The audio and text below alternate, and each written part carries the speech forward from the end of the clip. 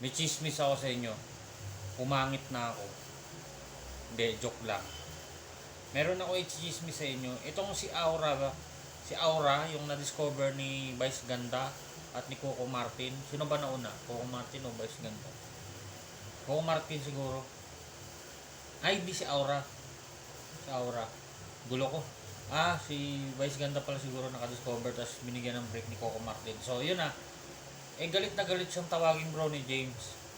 Yung anak ni LeBron James. Pero sa totoo lang, mas magandang tingnan pa si bro ni James. Mas maganda pa yung mukha niya eh. Kaysa kay Aura. Tingnan nyo to. Ayan Kita nyo, di ba? Mas mukha pang tao si Brony.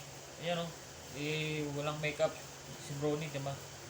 Saka, ano naman kung Brony James, sikat naman yan eh. Tanggapin mo na lang, Aura. Ako nga, ang daming kamukha pag ganito, Derek Rabal.